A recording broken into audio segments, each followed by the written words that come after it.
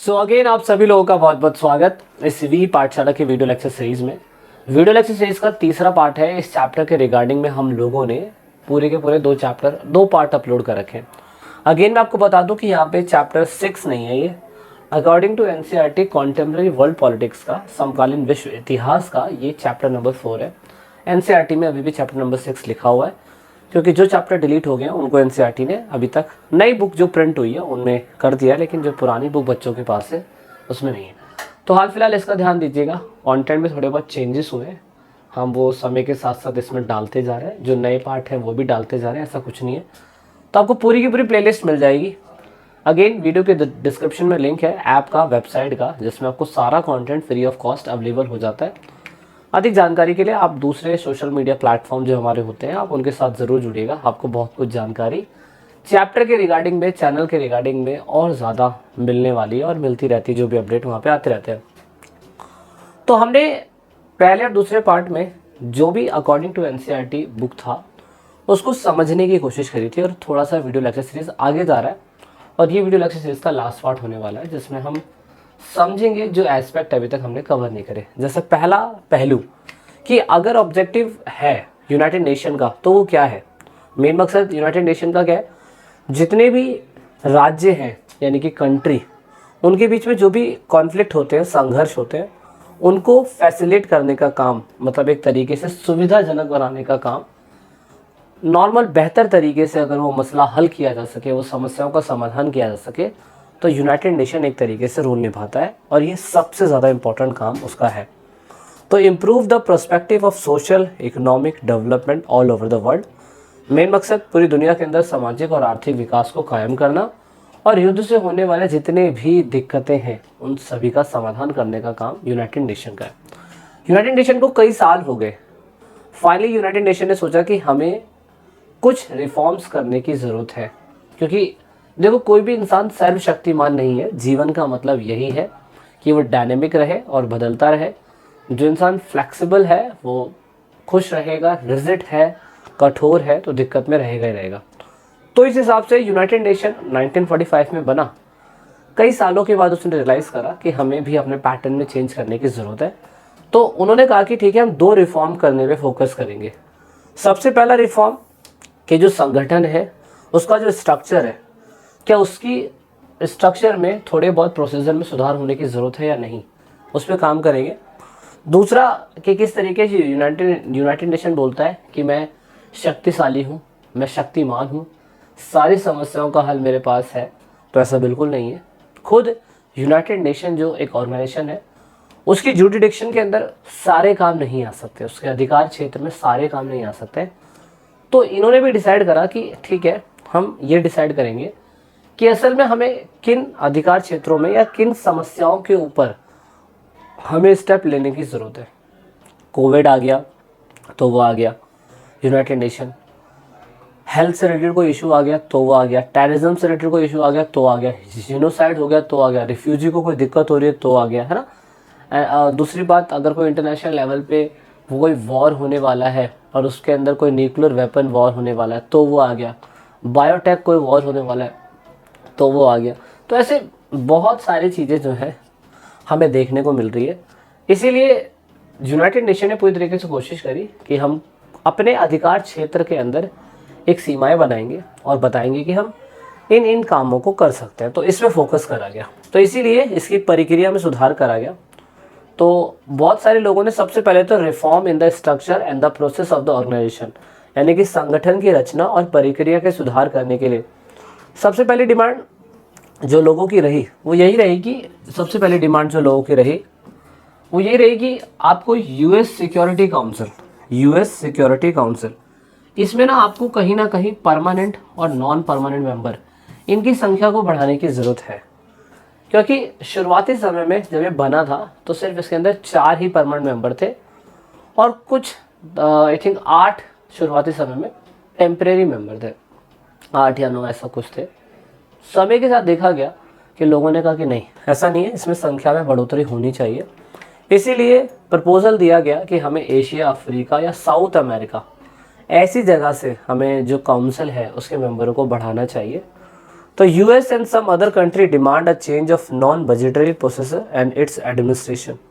और even US के country के लोगों ने भी कहा कि हमें जो यूएन है उसके जो बजटरी प्लान होते हैं, बजट, सालाना बजट जो हर किसी कंट्री को देने पड़ते हैं, उसमें कुछ बदलाव करने की ज़रूरत है। और दूसरा, उसकी जो प्रक्रिया है, जो प्रशासन को चलाने का प्रोसेस है, उसमें भी बदलाव करने की ज़रूरत है। तो ऐसे कुछ सोच विचार रखे गए हर किसी कंट्री के द्वारा। देन उसके बाद ये भी बोला गया कि ठीक है, हम ये भी रिव्यू करेंगे कि जो यूएन होता है वो किन चीज़ों पे फोकस करता है। वो पीस एंड सिक्योरिटी मिशन पे तो फोकस करता ही करता है, लेकिन उसके सामने कहीं ना कहीं ह्यूमैनिटेरियन वर्क यानी कि मानवीय कार्य जो थे उस पर फोकस किया जाने लग गया। अब हमें अच्छे तरीके से पता है कि वर्ल्ड वॉर सेकेंड के बाद पूरी तरीके से कोल्ड वॉर की शुरुआत हो गई थी, और कोल्ड वॉर काफ़ी लंबे समय तक चला था यूएस और यूएसएसआर के बीच में। और इसके बाद हम कह सकते हैं कि यूएसएसआर ख़त्म हुआ तो रशिया आ गया, और दुनिया की एक मोस्ट पावरफुल कंट्री यूएस बन गया, और सारी की सारी शक्ति रशिया और यूएस के ही आसपास घूमती रही। तो आप ये कह सकते हो कि यूएन को कंट्रोल करने के लिए सबसे बड़ी पावर जो है वो रशिया और यूएस के पास थी। तो चाइना और इंडिया उस समय कुछ भी नहीं था। बस चाइना और इंडिया रैपिड ग्रोथ तो कर रहा था क्योंकि वो अलायंस बिल्ड कर रहा था दूसरी इन पावरफुल कंट्रियों के साथ। लेकिन मेन बात ये थी कि एशियन इकोनॉमिक है वो बढ़नी तो चाहिए, लेकिन कहीं ना कहीं जो नए मेंबर्स होने चाहिए, जो यूएन के अंदर नए मेंबर्स की संख्या बढ़नी चाहिए, वो भी एक बहुत बड़ा क्वेश्चन जनता के सामने आ रहा था। और साथ में ये भी क्वेश्चंस की जब यूएन खुद कह रहा था कि हमें अपने अधिकार क्षेत्र को बिल्कुल क्लासिफाई कर देना है और बता देना है कि हम सिलेक्टेड जगहों पे ही फोकस करेंगे, तो ड्यूरिंग दैट टाइम पीरियड भी बहुत सारी समस्याएं जो थी वो उभरती जा रही थी।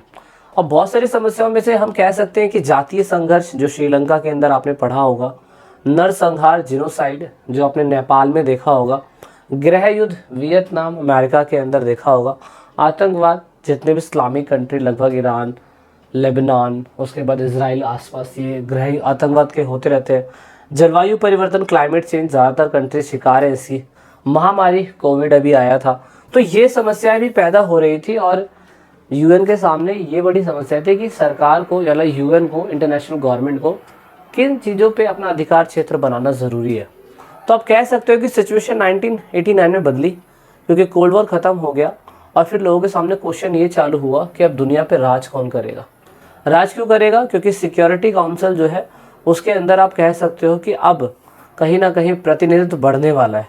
तो यहाँ पे उन्होंने फाइनली कहा कि हमें संख्या बढ़ाने की ज़रूरत है यूएन के अंदर, क्योंकि यूएन जो है ज़्यादातर कुछ भी काम करता है वो वेस्टर्न वैल्यूज़ को देख के करता है, क्योंकि अमेरिका का उसके अंदर डोमिनेंस ज़्यादा है। वेस्टर्न वैल्यू मतलब पश्चिमी देश के लोगों के लिए। इसकी वजह से आप कह सकते हो कि हर किसी स्टेट के लोगों का रिप्रेजेंटेटिव हो नहीं पाता है। हर किसी स्टेट मतलब जैसे कि एशिया से नहीं, अफ्रीका से नहीं, साउथ अमेरिका से नहीं, ऑस्ट्रेलिया से नहीं। तो जब इधर के लोग आएंगे नहीं यूएन के अंदर, तो ज़्यादातर विचारधारा तो यूएस की रहेगी ना।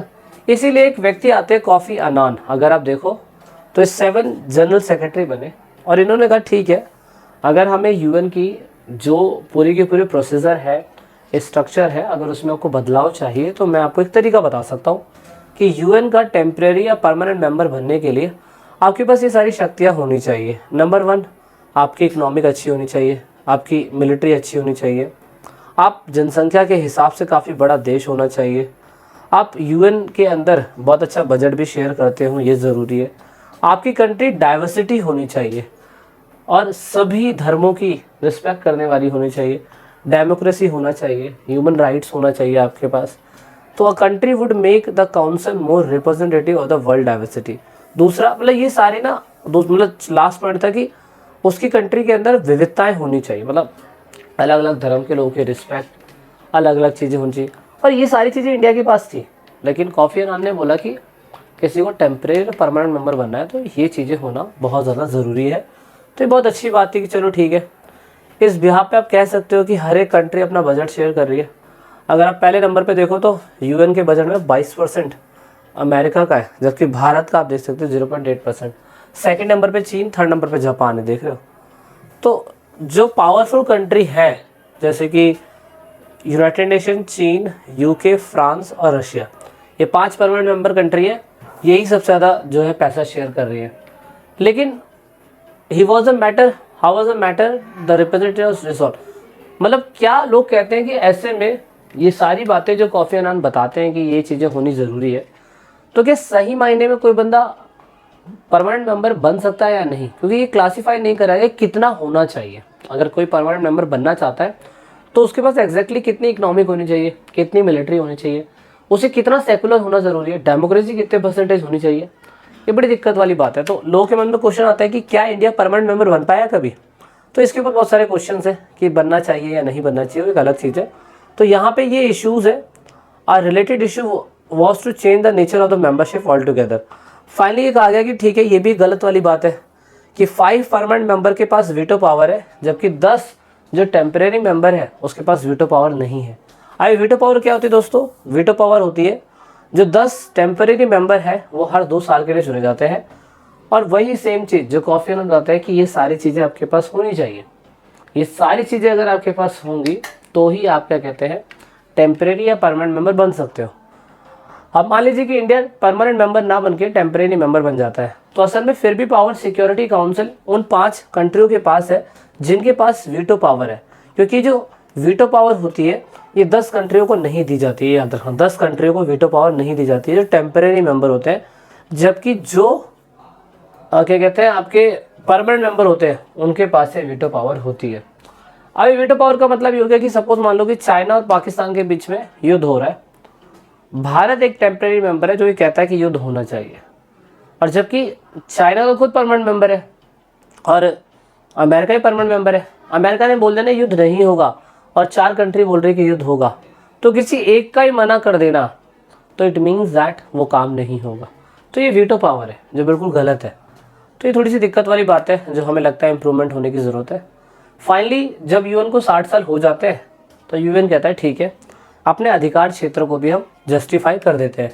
तो यूएन अपने अधिकार क्षेत्रों को 2005 में लेके आता है, वो एक पीस बिल्डिंग कमीशन बनाता है, पीस बिल्डिंग कमीशन 2005 में बनाता है, और जैसे ही बनाता है तो वो कहता है कि हम एक ह्यूमन राइट्स कमीशन भी इस्टेब्लिश कर रहे हैं जिसमें मानव अधिकार की बात हो रही होगी, और मेन मकसद है कि जितनी भी कंट्री के अंदर पूरी तरीके से अत्याचार हो रहा है सरकार के खिलाफ नागरिकों के लिए, तो उस पर ह्यूमन राइट्स कमीशन जो है स्टेप लेगी। ये बहुत अच्छा काम करा।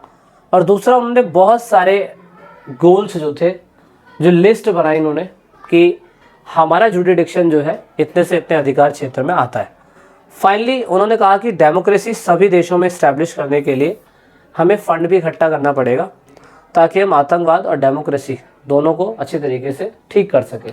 जिस देश में डेमोक्रेसी नहीं है उसको ला सके, और जहां आतंकवाद है उसको ख़त्म कर सके। तो ये बेसिकली कॉन्सेप्ट जो चल रहा था वो कॉन्सेप्ट था आपका कि उनके अधिकार क्षेत्रों को लेके, और साथ में किस तरीके से उनकी प्रक्रियाओं में बदलाव होना चाहिए उस पर। अब हाल फिलहाल सबसे बड़ा क्वेश्चन ये है कि भारत क्या यूएन का मेंबर बन सकता है परमानेंट। तो इंडिया बिलीव करता है कि यूएन प्रेजेंट वर्ल्ड में रेलेवेंस है, इसका होना बहुत ज़रूरी है, क्योंकि यूएन जो है सभी देशों के बीच में डेवलपमेंट और कोऑपरेशन एक मतलब अहम भूमिका निभा रहा है, और इसीलिए यूएन के सभी डेवलपमेंट पे इंडिया का पूरा भरोसा रहता है। तो इसीलिए इंडिया कहता है कि हम चाहते हैं यूएन के अंदर कौन से बदलाव होने चाहिए। सबसे पहले भारत ने सुरक्षा परिषद की संरचना में बदलाव की मांग की, क्योंकि संयुक्त राष्ट्र संघ की आम सभा की सदस्यता का विस्तार होने पर सुरक्षा परिषद की सदस्यता स्थिर बनी हुई है। मतलब लोगों ने कहा कि जब पहले टेम्परेरी मेंबर 8 थे तो आपने टेम्परेरी मेंबर 10 कर दिया, लेकिन परमानेंट मेंबरों की संख्या तो सिर्फ 5 थी, वो 5 ही रही। तो ये नहीं होना चाहिए ना, उनमें भी संख्या को बढ़ाओ, क्योंकि इंडिया पूरी तरीके से एलिजिबल है परमानेंट मेंबर बनने का। तो इंडिया बिलीव करता है कि देश जो है भारत यह मानता है कि विकासशील देशों की सुरक्षा परिषद में पर्याप्त प्रतिनिधि होनी चाहिए। इंडिया ये मानता है कि जितने परमानेंट मेंबर है उसमें सभी वर्ल्ड से जो मजबूत देश है वो होने ही चाहिए, और भारत उस लेवल पे खड़ा हुआ है। इंडिया को क्या चीज़ परमानेंट मेंबर बनाने के लिए योगदान देती है वो ये सारी बातें हैं। नंबर 1, डेमोक्रेसी के नाम पे दुनिया सबसे बड़ा है हमारा देश। आपको पता है डेमोक्रेसी दुनिया का सबसे बड़ा लोकतंत्र हमारे पास है। जनसंख्या पूरी कंट्री सबसे ज़्यादा पूरे वर्ल्ड में हम पे है। यूएन के अंदर जो उसकी पीस कीपिंग बिल्डिंग मिशन है उसमें बजट हम देते देते हैं, रेगुलर कॉन्ट्रीब्यूटर फंड देते ही देते हैं हम लोग। दूसरा, हमारी कंट्री भी डेवलपिंग कंट्री है, और हमारी कंट्री भी डेमोक्रेसी को प्रमोट करती है, सभी धर्म को समान समझती है। तो इस बिहाफ पे हम यूएन में सिक्योरिटी काउंसिल के मेंबर बन सकते हैं परमानेंट। अब पूरी दुनिया के अंदर unipolar world, it means that जहाँ अमेरिका मोस्ट पावरफुल कंट्री है उसमें यूएन का होना कितना ज़्यादा ज़रूरी है, ये बात फैक्ट है।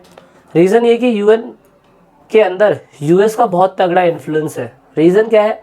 रीज़न है कि यूएस ही एकमात्र सबसे सुपर पावरफुल कंट्री बन चुकी है और उसकी वजह से आप कह सकते हो कि यूएन के अंदर सबसे ज़्यादा प्रभाव अमेरिका का ही रहता है। अमेरिका फिजिकली उसकी सारी बिल्डिंग यूएस के अंदर ही लोकेटेड है यूएन की, तो पूरा कंट्रोल किसके पास रहेगा? यूएस के पास। तो ये बड़ा दिक्कत वाली बात है। और खुद यूएस जो है वो यूएन के अंदर बहुत अच्छा फंड जो है कंट्रीब्यूट करता है और बहुत सारे ब्यूरोक्रेट्स उसकी बिल्डिंग में ही काम करते हैं, इसलिए यूएस जो है अपनी वेटो पावर का बहुत अच्छे तरीके से इस्तेमाल कर रहा है। तो आप कह सकते हो कि यूएन जो है अगर बैलेंस बनाएगी यूएस को तो सिर्फ यूएन ही बना सकती है, कोई और नहीं। तो इस हिसाब से आप कह सकते हो कि यूएन का रोल यूनिपोलर वर्ल्ड में बहुत ज़्यादा ज़रूरी है और यूएन के बिना आप कह सकते हो कि रेस्ट ऑफ द वर्ल्ड किसी भी इंटरनेशनल मैटर को सॉल्व नहीं कर सकती है, क्योंकि अगर वो रहेगी जब भी जाके इंटरनेशनल मैटर जो है सॉल्व हो पाएंगे। कुछ चीज़ें हैं जिसमें हमें मॉडिफाई करने की ज़रूरत है, वो यूएन अपनी नीतियों को धीरे धीरे करके बदलने की कोशिश कर रहा है, लेकिन ये बात फैक्ट है कि यूएस अन्य राज्यों के लिए अपनी नीति के मामले में अमेरिका को राज़ी करना मुश्किल है, लेकिन यूएन ही है जो अमेरिका को राज़ी करवा सकता है किसी भी चीज़ को लेकर। ठीक है, सो ये थोड़ा सा बेसिक था जो आपको पढ़ना था पूरे चैप्टर में।